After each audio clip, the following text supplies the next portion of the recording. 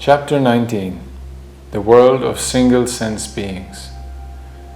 One who truly seeks to be free from this world, to whom the world does not suit, has but one path to liberation, not to harm any living being, even in the slightest way, even through one's. There is no other way. Dada Bhagwan. The enlightened one, Dada Bhagwan, explained the profound principle of non-violence in the simplest of words. One seeker asked Dada, "What are these beings called? Apakaya, air-bodied; Tukaya, fire-bodied; Prithvikaya, earth-bodied; and Vanaspatikaya, plant-bodied. What do they truly mean?" Dadaji explains, all of these beings with only one sense, ekindriya, jivas. What do you understand about the living entities in water? Well, most of that you've merely accepted based on what people have told you. It's not something that can be grasped easily. Even the most advanced scientists of today haven't truly comprehended this. It's not because they aren't intelligent, but because this knowledge is extremely deep and subtle. Only a Gnani, self-realized one, can truly know and grasp it from within. And even if someone attempts to explain it in great detail, it doesn't mean you will be able to fully understand. Among these, only the Vanaspatikaya, plant-bodied beings, can be somewhat comprehended. The remaining three categories require a much higher inner state of awareness and subtle perception to truly understand. Dadaji explains, "Let me tell you what has been spoken in the language of the enlightened ones, the Lords. These plants, the leaves that you can see with your open eyes, these are Vanaspati Kaya Jivas, plant body beings. Even a tree has life within it.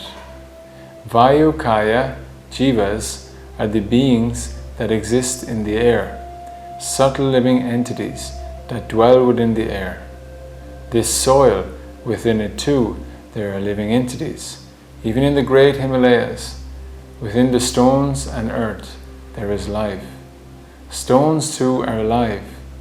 These are known as Prithvi Kaya Jivas, or earth body beings. When a flame of fire burns and the coal catches fire, there is no life in the coal, but certain living beings gather there in the flame. These are known as Tejas Kaya Jivas, or fire-bodied beings. And the water you drink, it is nothing but a congregation of living entities. It is made entirely of living beings. When innumerable living beings and their subtle bodies come together, what is formed is a drop of water. These are known as Apkaya Jivas, or water-bodied beings.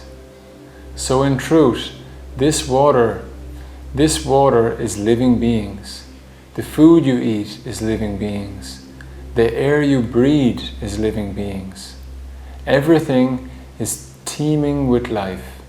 It is all jivas, consciousness in different forms.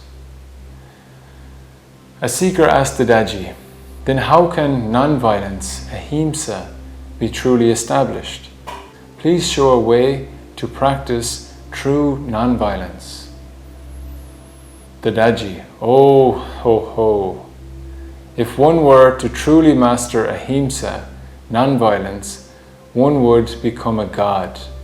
But for now, even if you simply take a heartfelt vow to practice a little non-violence, it is more than enough. Why speak of mastering it completely?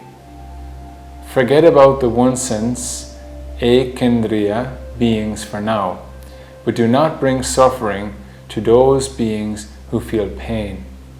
Do not torment them. You may eat grains like wheat, millet, or rice. These do not feel pain. They are in an unconscious or dormant state. They do not experience harm as sentient beings do. But what about ants, insects and tiny creatures. They flee in fear, for they do not want to die, so one should never harm them. Even the thought of harming mobile, two-sensed or five-sensed living beings should not arise. If a creature suffers when you handle or trap it, do not kill it. True non-violence begins when compassion awakens, not just through action, but in the depth of your intent, where not even an impulse to hurt arises. The experiential spiritual aphorism 8 by 260. To hurt anyone's belief or viewpoint is the greatest form of violence. Therefore, one should never hurt or disrespect another's belief. This is precisely where violence begins.